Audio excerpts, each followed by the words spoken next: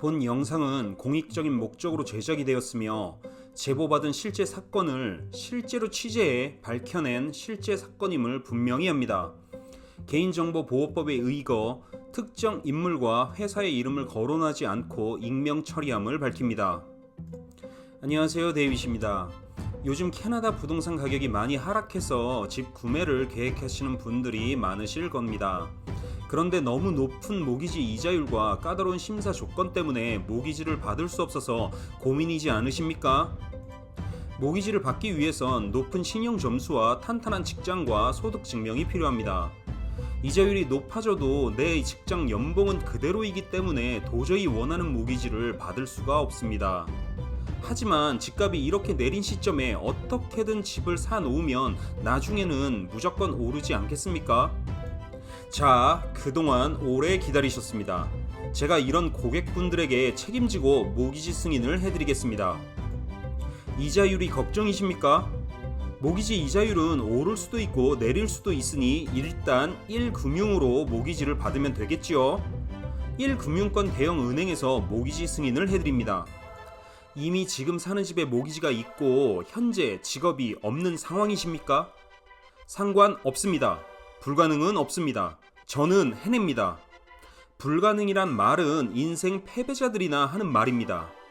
불가능을 가능으로 만드는 자 누구입니까? 저입니다. 현재 인컴이 없다면 인컴을 만들면 됩니다. 현재 소득이 부족하다면 사업 소득을 만들면 됩니다. 누구나 가능합니다. 자, 그 마법을 공개합니다. 이런 노하우를 공개해도 저는 괜찮습니다. 맛집 레시피를 공개한다고 누구나 따라할 수 있는 게 아닙니다. 이게 바로 실력이기에 저는 제 모든 노하우를 공개하겠습니다. 직업이 없거나 소득이 부족하신 분이 새로운 인컴을 만들어내는 방법은 새로운 부업을 해야 하나요? 그런 당연한 소리 말고 일주일에 10분만 투자하시면 됩니다. 일단 자신이 살고 있는 지역, 시청에 사업자 등록을 합니다. 직종은 상관은 없으나 아무래도 오피스가 따로 없이 내 집을 홈 오피스로 사업자 등록해야 하기 때문에 온라인 쇼핑몰 같은 걸로 사업자 등록을 하는 게 좋겠습니다. 실제로 사업을 할 게 아니기 때문에 너무 고민하실 필요는 없습니다. 사업자 등록이 완료되면 1금융권 은행에 가서 비즈니스 계좌를 개설합니다. 비즈니스 은행 계좌를 서로 다른 은행에서 총 2개 만들면 좋습니다.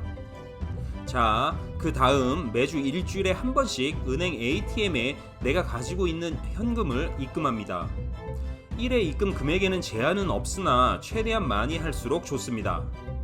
아무리 적게 입금하셔도 1000불 이상은 입금을 하셔야 합니다. 우리는 비즈니스 은행 계좌가 2개이기 때문에 A은행에 입금을 한 다음 날에 입금한 돈을 다 빼서 B은행에 다시 입금합니다. 그리고 다음 주에 B은행에서 돈을 다 빼서 다시 A은행에 입금합니다. 이런 식으로 계속 반복합니다. 그리고 이 트랜스퍼로도 매주 한 번 돈을 넣었다 뺐다 해야 합니다. 방식은 위에 ATM을 이용한 방식과 동일합니다. 또한 한 달에 최소 한 번 정도는 실제 은행 지점에 방문해서 디렉트 디파짓과 와이어 트랜스퍼도 해야 합니다. 이렇게 6개월만 합니다. 내 실제 돈이 들어간 건 2,000불에서 3,000불 정도이고 이건 은행 계좌에 그대로 있습니다. 하지만 총 6개월 동안 내 통장에서 들어오고 나간 돈의 총액은 30만 불이 넘게 됩니다. 모기지 심사 시 CRA에 보고된 세금 신고가 다 된 인컴으로 소득을 심사하는 방법 말고도 세금 신고가 안 된 이런 비즈니스 계좌에 들어오고 나간 돈으로만 소득을 심사하는 스테이티드 인컴 심사 방법이 있습니다. 우리는 이 스테이티드 인컴을 사용합니다. 이 방법만으로도 250만 불 정도의 모기지를 1금융권에서 받으실 수 있습니다. 많은 모기지 브로커들의 항의가 예상됩니다. 이런 스테이티드 인컴은 비즈니스를 최소 2년은 해야 은행에서 정상적인 소득으로 인정해준다. 실제로 사업을 하지 않았는데 어떻게 이걸 은행에서 사업 소득으로 인정해주느냐? 스테이티드 인컴은 1금융권에서 잘 인정되지 않는다. 웃기지 마십시오. 그런 원칙과 기준은 능력이 없는 자들이나 하는 말입니다. 저는 합니다. 이 은행에서 모기지 심사를 하는 언더라이터가 제가 아는 사람입니다. 이 모기지 심사관이 승인하면 승인이 되는 것입니다. 그렇기 때문에 제가 서류 넣고 전화 넣으면 그냥 승인됩니다. 원래 규정이 이렇고 저렇고는 이런 인맥도 없는 자들이나 하는 말입니다. 능력과 인맥이 있다면 규정과 절차는 필요 없습니다. 제가 하는 말이 진짜라면 이런 서류와 비즈니스 계좌 내역은 왜 필요할까요? 그래도 명색이 1금융권 은행이고 모기지 심사관인데 아무런 서류 없이 모기지를 내줄 수는 없지요. 은행 측에서도 법적으로 필요한 최소한의 서류 작업이라고 생각하시면 됩니다. 그러면 실제로 이 방법으로 모기지를 받은 사례가 있느냐? 당연합니다. 지난 10년간 수백 명의 고객들이 저를 통해 집 구매에 성공하셨고 그 집들이 지금 얼마나 가격이 올랐는지는 다 아실 것입니다. 여러분도 돈을 벌 수 있는 마지막 기회입니다. 이 마지막 열차에 탑승하시기 바랍니다. 자, 어떠신가요? 현실적으로 가능하다고 생각하시나요? 아니면 말도 안 되는 뻘소리라고 생각하시나요? 지금 이 사건은 과거 이야기가 아닌 지금 현재 캐나다 한인 사회에서 일어나고 있는 모기지 범죄의 사건입니다. 한인 모기지 브로커와 한인 리얼터가 짜고 1금융은행 모기지 심사관을 매수한 조직적인 범죄입니다. 제가 이 제보를 받고 한 달이라는 시간이 지났습니다. 제보자분 입장에서도 도대체 제가 뭘 하고 있는 건지, 실제로 네이빗이 공익적으로 폭로를 하려는 것은 맞는지 궁금해 하셨을 겁니다. 이런 사건의 핵심은 증거이고 팩트 체크이기 때문에 시간이 많이 소요되었음을 알려드리고 양해를 구합니다. 이 사건에 대한 사실 확인은 제가 직접 모기지 브로커들과 리얼터들에게 이 모기지 브로커의 이름을 주면서 아는 사람이냐고 물어봤습니다. 이 모기지 브로커가 마지막으로 속했던 회사와도 전화통화를 하였습니다. 실제로 제가 다른 설명 없이 이런 이름의 모기지 브로커를 아느냐고 물어봤을 때 대부분의 모기지 브로커들이 이 사람은 불법 서류로 모기지 승인을 받아내는 사기꾼이라고 이야기했습니다. 그렇다면 이미 다 알고 있었다는 말입니까? 그러면 왜 지금까지 이 범죄에 대한 신고나 경고가 없었던 것입니까? 이미 많은 경고와 신고를 하였지만 저만 모르고 있었던 것입니까? 리얼터들에게도 물어봤으나 리얼터들은 이 사건에 대해 잘 모르는 눈치였습니다. 하지만 이 불법 모기지 브로커와 같이 일하는 리얼터는 워낙 유명한 사람이라 문제가 있는 사람이라 말하였습니다. 이 사건에서 더 큰 충격은 이 불법 모기지 브로커가 2022년 3월 이후로는 주정부 모기지 브로커 라이센스도 갱신하지 않고 현재 라이센스도 없이 불법 모기지 영업을 계속하고 있다는 사실입니다. 현재도 한인 신문에 버젓이 모기지 브로커로 광고를 하고 있습니다. 이에 관한 모든 증거는 제가 다 수집해 놨습니다. 이 모기지 브로커 범죄자가 악질인 것은 초반에는 정말 모든 서류를 꾸며서 1금융권에서 모기지를 내줬었습니다. 그런데 시간이 지나면서 이런 방법으로 모기지를 받을 수 있다고 고객을 속이고 실제 부동산 거래 클로징 때에는 서류가 빈약하다는 이유로 사채를 받게 하였습니다. 더 이상 대안이 없는 고객들은 원하는 모기지가 안 나온다고 하니 어쩔 수 없이 사채를 쓸 수밖에 없었습니다. 그런데 또 1년이 지나니 이렇게 하면 신고를 당하고 고소당할 걸 알았는지 이제는 이 범죄자와 공범인 1금융권 은행에서 반 정도의 모기지만 승인해주고 나머지 모기지는 사채로 받을 수밖에 없게끔 작업하고 있습니다. 조금의 모기지라도 이 1금융권 은행에서 발급이 된다면 고객 역시 불법에 가담한 공범자로 만들어버리고 나머지 모기지는 사채를 이용해서 고금리 고수수료를 받아먹는 방법입니다.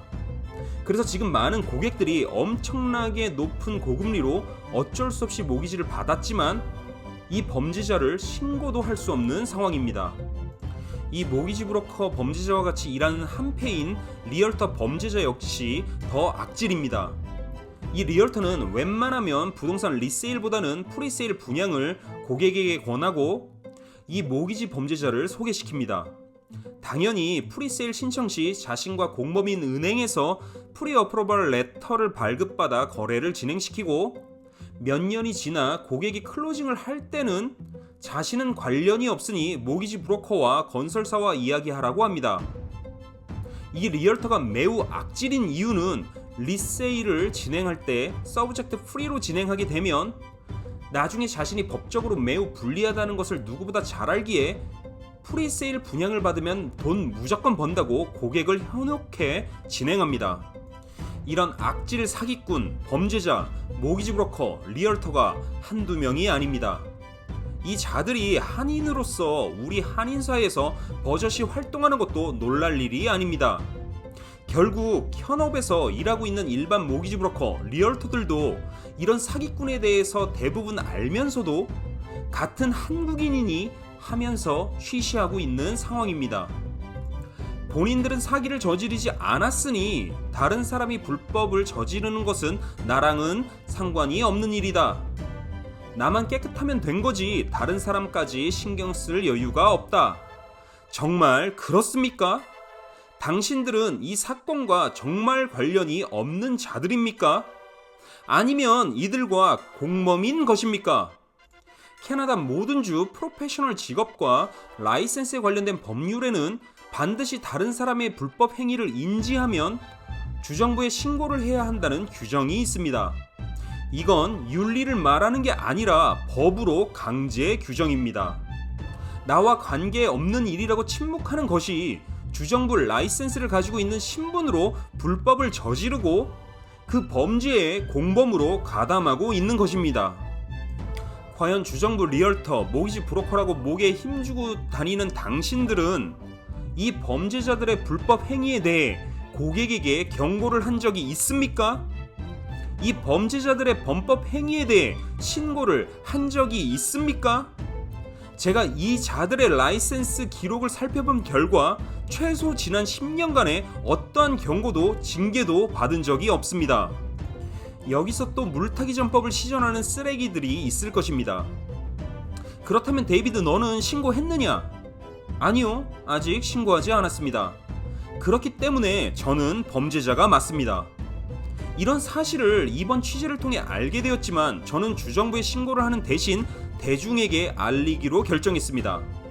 제가 이런 결정을 한 이유는 여러 가지가 있지만 그런 것들을 다 차치하고도 저는 불법을 신고해야 하는 법을 지키지 않은 범죄자가 맞고 이들과 공범이 맞습니다.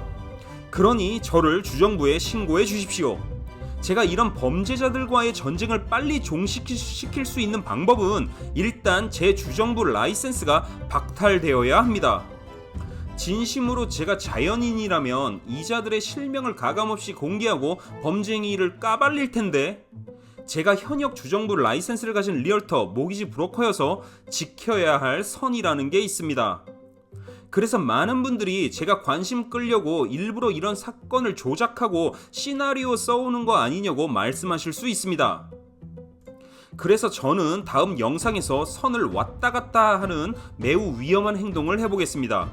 이 범죄자들의 모든 이름을 공개할 수는 없지만 제가 최대한 여러분들이 이 범죄자들이 누구인지 특정할 수 있도록 여러 가지 단서와 정보를 많이 공개하겠습니다. 이미 전쟁은 시작되었습니다. 이자들이 저를 회유하고 협박하고 압력을 가해도 이자들과 협상조차 할 수 없습니다. 저는 이런 자들과 이들의 범행에 동조하고 묵인하는 공범자들과 끝까지 싸웁니다. 내 소원이 무엇이냐 하고 하느님이 내게 물으시면 나는 서슴지 않고 내 소원은 대한독립이요 하고 대답할 것이요. 또 그 다음 소원이 무엇이냐 하는 두 번째 물음에도 나는 더욱 소리 높여서 나의 소원은 우리나라 대한의 완전한 자주독립이요 하고 대답할 것이외다.